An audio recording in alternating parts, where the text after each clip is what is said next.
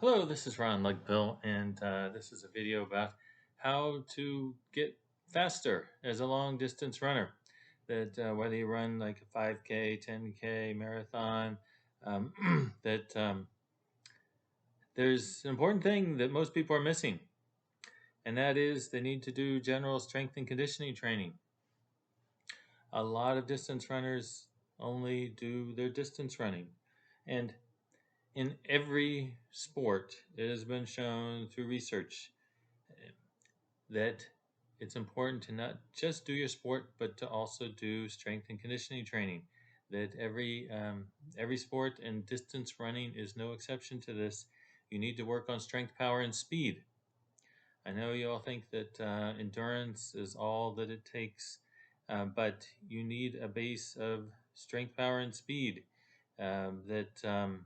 The most of you are probably overtrained.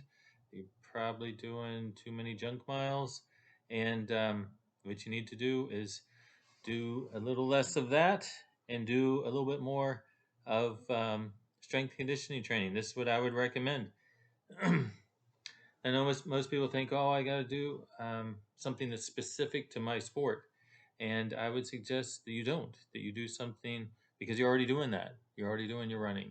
And what you need to do is something to balance your body, because here's what happens. Your body is much smarter than you are.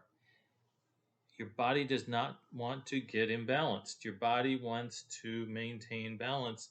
And so you think by, oh, just doing this one thing continuously, you can get better and better. And that's generally true. However,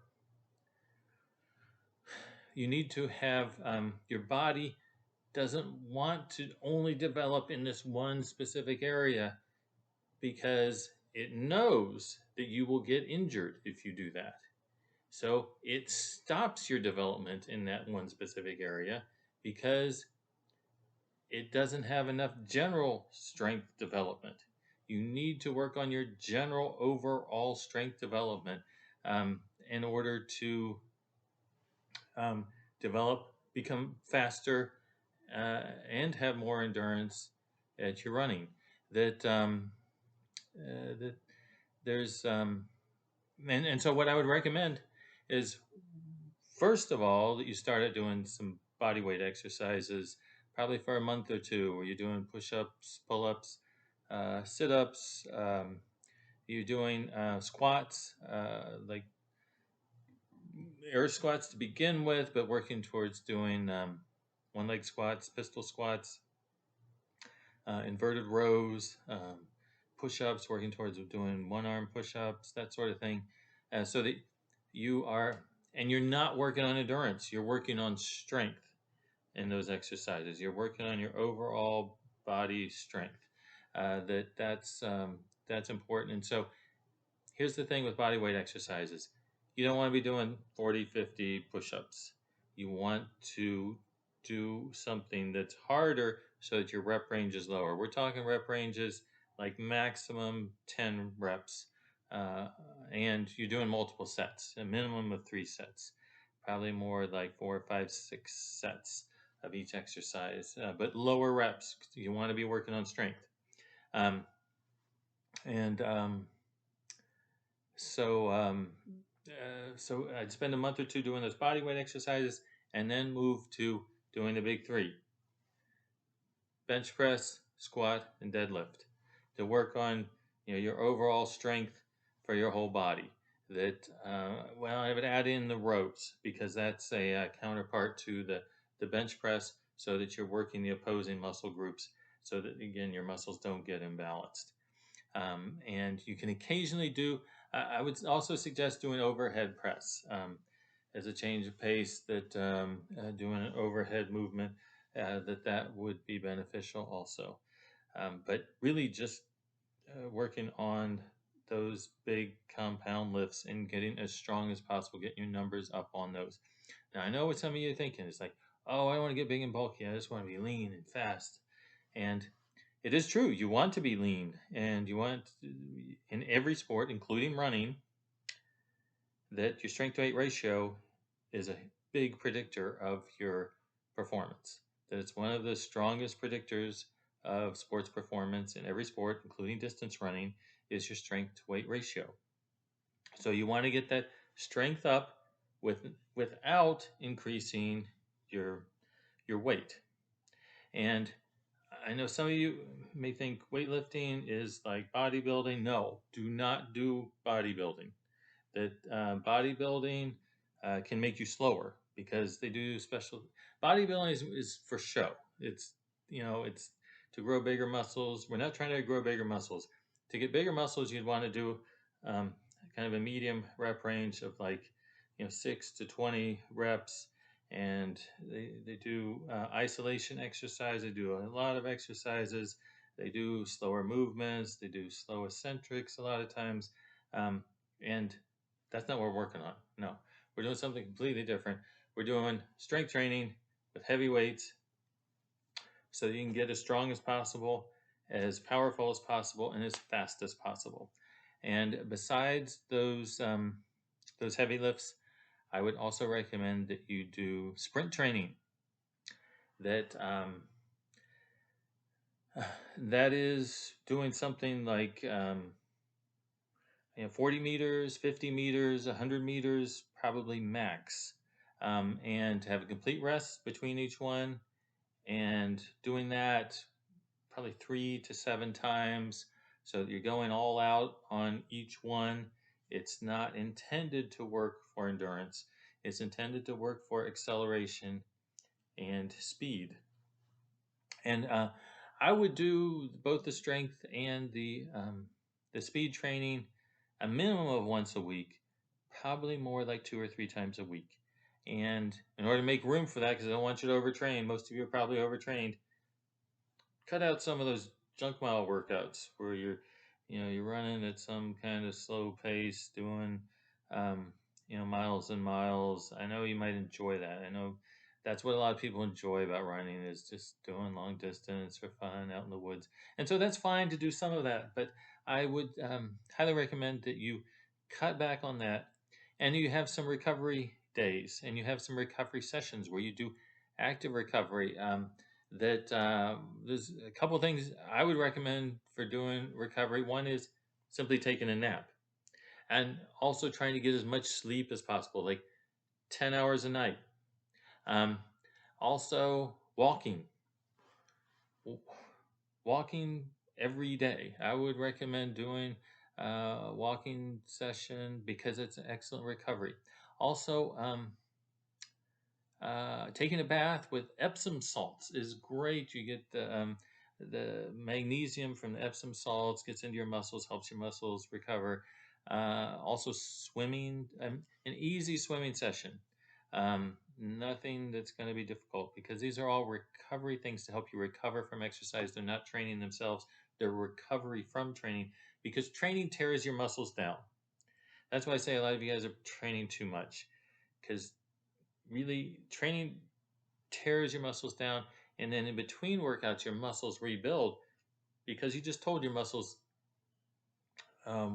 what needs to be rebuilt in what way through your training. Now you may think, oh, sprints, I'm not a sprinter, why should I do sprints? Well, there's been some research at every distance, every kind of running. If you just had a 20-meter sprint before the race, and to see who was fastest just over 20 meters, that would predict how the race would come out. Whoever's fastest over 20 meters is going to win that race. Whoever's is going to do best. So you want to increase that speed.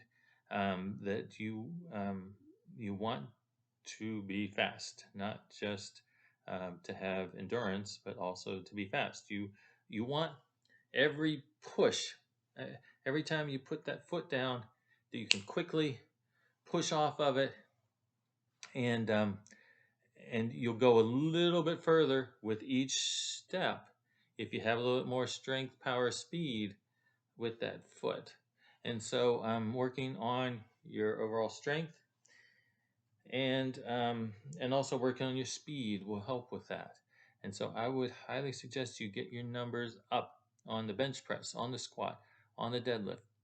You may think, oh, nobody does that. Everyone just runs, I mean, I know what, top runners do, and none of them are doing that. And I, um, every college team, every college athlete in any major college in the country has a strength and conditioning coach, and they got these athletes doing strength and conditioning. So college runners are doing strength and conditioning training.